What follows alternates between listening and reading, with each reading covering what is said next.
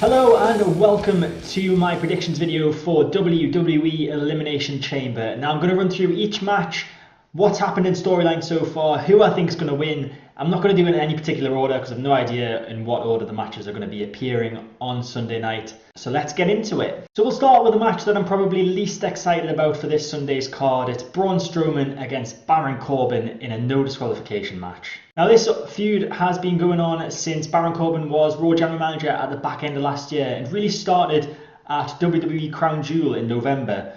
Strowman was facing Lesnar for the Universal title when before the match he was attacked by Baron Corbin with the title belt. Now that then led to Lesnar beating Strowman for the Universal title. This then led to a match between Strowman and Corbin at TLC.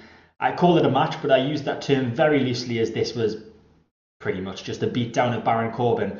So in the episodes of Raw building up to this event, Corbin was saying how Strowman was injured and he wasn't going to make it to the match. So at the start of this match, Corbin demands that the referee counts Braun Strowman out. And he does, he gets halfway through the count and then Strowman appears. Strowman walks down the ramp, gets into the ring, and since it's a no disqualification match, he asks if anyone in the back wants to help him beating down Baron Corbin. And of course, some people do because Corbin had been mistreating people backstage. Obviously, kayfabe, not real. So out comes Apollo Crews, Finn Balor, Kurt Angle, Bobby Roode, Chad Gable. And Heath Slater was the guest referee and he got his licks into, he attacked, he got a move in on Corbin and Strowman would pick up the victory. Now as part of the stipulation for this match, Strowman, if he was to win, would get a Universal title match with Lesnar at the Royal Rumble, whereas Corbin would lose his general managership of Raw. And of course, Strowman won, so we got the Universal title match at the Rumble, sort of, didn't really. Corbin got stripped of his position as general manager. Wasn't happy about this, so on an episode of Raw, a bit later on, before the Rumble, he started insulting Strowman, and this led to Strowman chasing Corbin into the backstage area. Eventually, Corbin was hiding in a limo, which turned out to be Vince's limo. We knew that because we saw that earlier in the episode. And Strowman ripped the door off of Vince's limo. Corbin ran away. Vince came up to Strowman, initially fined him some money. Strowman said how that wasn't fair, so Vince then stripped him of his match with Lesnar at the Royal Rumble, leading Strowman to just flipping a limo over, you know, as you do. Then on the Raw after the Rumble, Corbin interfered in Strowman's match once more. He was having a match with Drew McIntyre, and Corbin interfered and instigated a 2-on-1 assault on Strowman alongside McIntyre. On the 4th of February Raw, Corbin and McIntyre attempted to attack Kurt Angle while he was given what appeared to be some form of retirement speech, but were disrupted by Braun Strowman, who chased them off. This led to a tag team match at the end of that week's Raw, where Corbin and McIntyre beat Strowman and Angle by disqualification when Strowman took out Corbin despite not being the legal man, because apparently that's now a rule that the referees enforce in the WWE, despite them not enforcing it the majority of the time. But we'll look over that. We'll look past that. After this match, Strowman was taken out by McIntyre, leading to Corbin and McIntyre delivering a beatdown on Angle, and they were about to slam Angle onto the steel steps before Strowman would recover and get back into the ring and make the save and slam both McIntyre and Corbin on the steps instead. Then on this past week's Raw, Strowman teamed with Angle and Bálor to beat Corbin, Lashley and McIntyre in a 6-man tag match. And then it was announced on Wednesday that this match would now be a no disqualification match, leading me to believe that perhaps plans have changed for this match. A bit of a strange time to change a stipulation on a Wednesday before. But I'm going to stick with my original prediction, which was a Braun Strowman victory. Surely it's got to be the end of the feud on Sunday. I think both men have fought each other for long enough. They just need to move on to something else. It's very boring, not interested in it at all. I think Strowman will win, but as it's no disqualification, I'm expecting lots of shenanigans. I think McIntyre and Angle will both interfere. Might even have Lashley interfering since he's sort of aligned with McIntyre and Corbin. But I just hope that this is the end of the Strowman-Corbin feud. However, I wouldn't mind seeing more of it from McIntyre and Angle if they were to have a feud going into WrestleMania. Maybe Angle's last match, a retirement match, and Drew McIntyre could just destroy him like the destructor that he is. I am Destructor! So The next match is the Intercontinental title match between Bobby Lashley and Lio Rush against Finn Balor. So after Balor had a nice little break from wrestling Bobby Lashley by facing Brock Lesnar for the Universal title at the Royal Rumble, it's back to business as usual for good old Finn as he faces Lashley for what seems like the 100th time in the last 6 months. Now this iteration of the feud began on the Raw after the Royal Rumble. Balor was in the ring discussing his performance in the Lesnar match when Lashley came out and interrupted with Lio Rush yapping about how amazing Lashley is, as he always does. Balor interrupted and said that Lashley couldn't even last 20 seconds in the Rumble because he didn't. Whether that was meant to happen or not, I'll leave that up to you, but it looked like he kind of slipped off the ropes. Lashley doesn't take this too well and proceeds to attack Balor, who was obviously not in full form because of his match the night before with Lesnar. On the 4th of February Raw, Balor was meant to be facing Bobby Lashley, but Lashley said that Balor would have to beat Lio Rush before he could get a title shot against Lashley. Lashley would go on to attack Balor before this match had even begun, and then called for the bell, because he's apparently the timekeeper now. Lashley was removed by officials during this match when he tried to interfere, allowing Balor to win with the coup de grace. And this past week on Raw, Balor faced Drew McIntyre and was about to win with the coup de grace when Lashley interfered. This led to a brawl between Bobby Lashley, Baron Corbin, Kurt Angle, Braun Strowman and Drew McIntyre, setting up the match that I mentioned earlier in this video for later that night. Balor got the pinfall in the 6-man tag match on Raw on Monday night, hitting the coup de grace on Lashley for the win, thanks to some assistance from Braun Strowman. Now you'll notice this is a handicap match, and as part of the stipulation in this match, Finn Balor doesn't actually need to pin Lashley to win the title, so he could pin Lio Rush and win the title. So I think that Balor wins the title, but I think he pins Rush, allowing Lashley to look relatively strong. But I'm not sure if I can see these two continuing the feud or not, because obviously the McMahons have said that it's not necessarily the case now that when a champion loses their title that they will face a rematch, or that they will have a rematch against the new champion. But I think I can kind of see this feud going into WrestleMania, to be honest. So in conclusion, I think Finn Balor wins on Sunday, but I think he pins Lio Rush, and then that gives Bobby Lashley something to bitch and moan about. Next, it's the WWE Raw Women's title match. It's Ronda Rousey against Ruby Riott in a match that seems to have just been thrown together. It's had 2 weeks of build. It all started on the 4th of February Raw when Ronda Rousey issued an open challenge, which was answered first by Liv Morgan, who Rousey would go on to handily beat quite quickly, and then by Sarah Logan, who would get a bit more offense in against Rousey but still succumbed to an eventual defeat. At the end of that match, Ruby Riott then looked like she was going to get in the ring and face off against Ronda, but thought better of it and instead walked to the back, helping her two compadres. Ruby would be interviewed backstage and say that she could beat Ronda Rousey anytime and she was just looking out for her friends. So this then obviously set up a match between herself and Ronda for this Sunday Elimination Chamber. The match was only announced last Friday and is definitely just a filler match before Rousey goes on to face Charlotte and Becky at WrestleMania in that triple threat match, which is going to be oh so brilliant in the main event. So with that in mind, I cannot see any chance of Ronda losing her title on Sunday night. I think Ruby will put in a good performance as she always does, but Ronda is going to win. Also, I'm expecting some sort of shenanigans after the match, maybe during the match. Charlotte Flair announced on SmackDown that she will be sat in the front row on Sunday for this match, so perhaps she'll get involved. Next up, Buddy Murphy, the WWE Cruiserweight champion, will be facing off against Akira Tozawa. Now, Buddy Murphy obviously retained in the Royal Rumble in a Fatal 4-Way on the pre-show, and Akira Tozawa won a 4-way #1 contender elimination match against Lio Rush, Cedric Alexander and Humberto Carrillo, eliminating everyone except for Rush, who was eliminated by Cedric Alexander.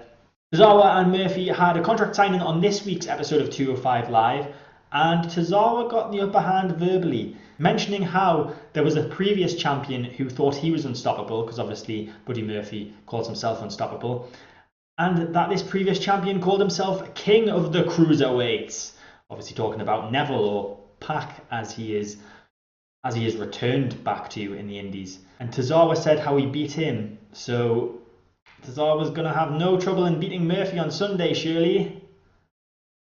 No, I think Buddy Murphy's going to win. Buddy Murphy wins on Sunday, carries that Cruiserweight title through to through to Fastlane and then eventually through to WrestleMania. Now it's time for the first of 2 Elimination Chamber matches, and it's the WWE title match. Now, Daniel Bryan versus AJ Styles versus Jeff Hardy versus Randy Orton versus Samoa Joe versus Mustafa Ali was announced on the 29th of January edition of SmackDown. Randy Orton defeated Mustafa Ali in a singles match on the 5th of February episode of SmackDown before Samoa Joe would come down and put Orton in the coquina clutch and kick Ali out of the ring. What a nasty little bastard he is.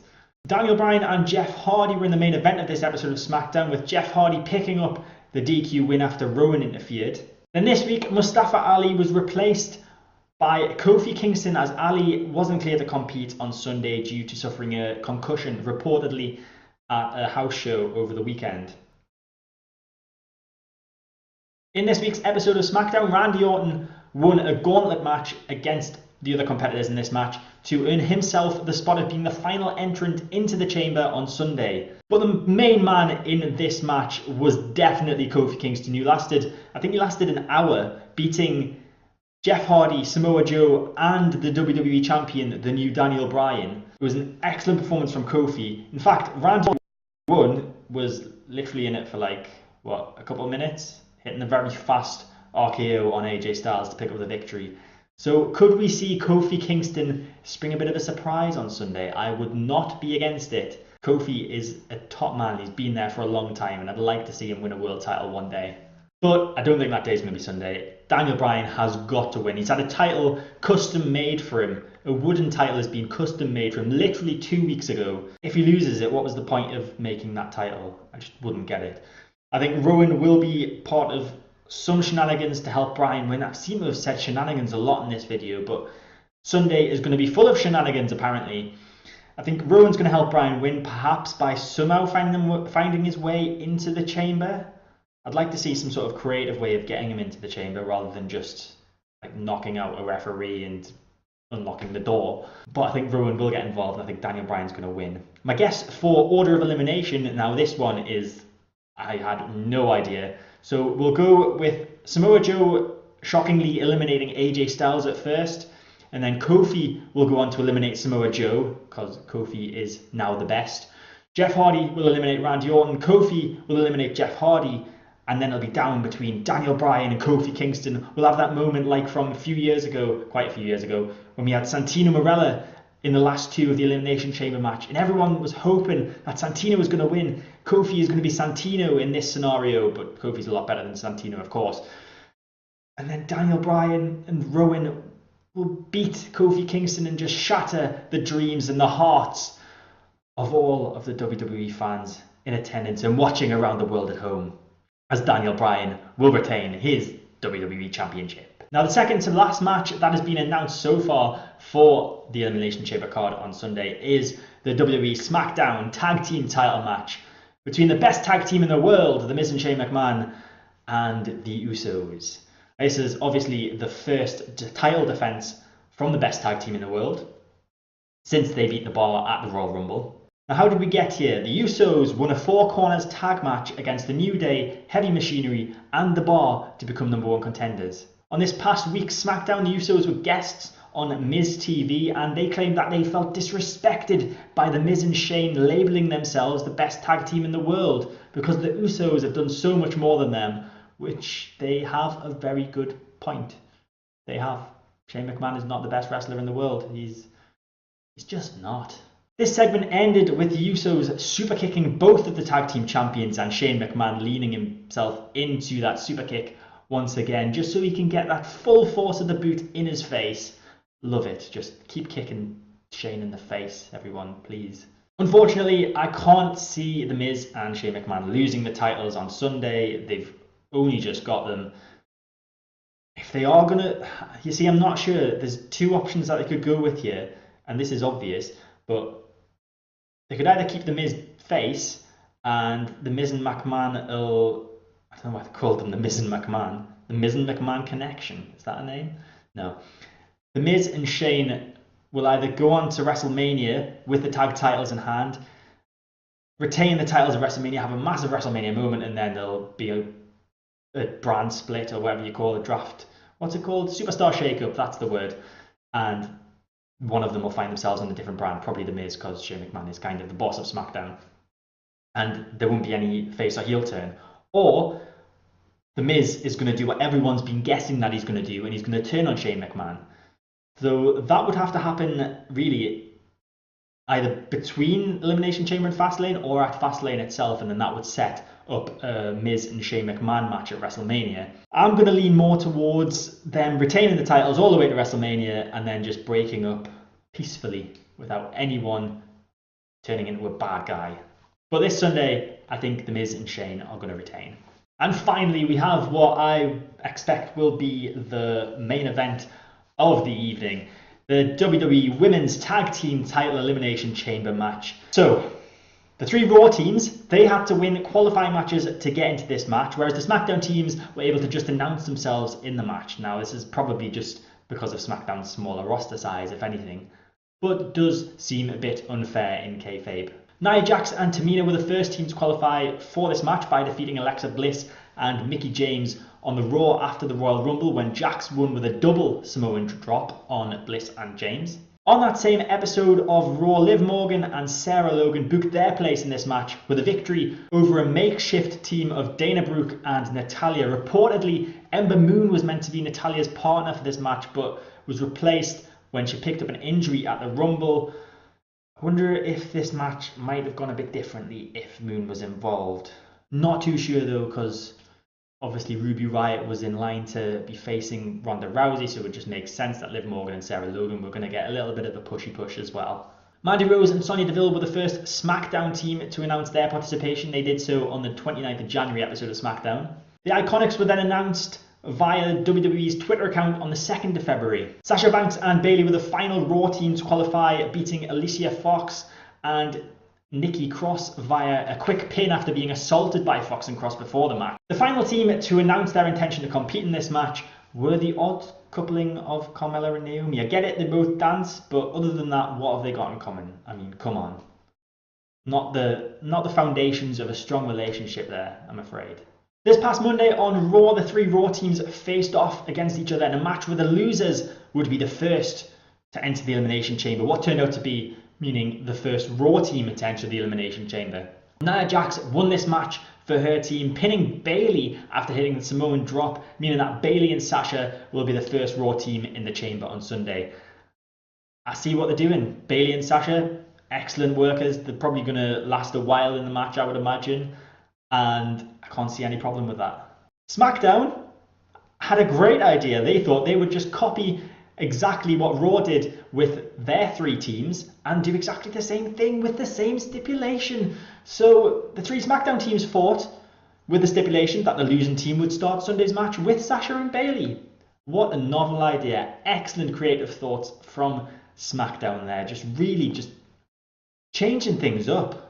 Who would have thought that they would do exactly the same thing as Raw? Well, in this match, Naomi pinned Mandy Rose to get the win, meaning that Sunday's match will start with Sasha and Bayley against Mandy Rose and Sonya Deville. After the match, the Iconics attacked Carmella and Naomi and stood tall.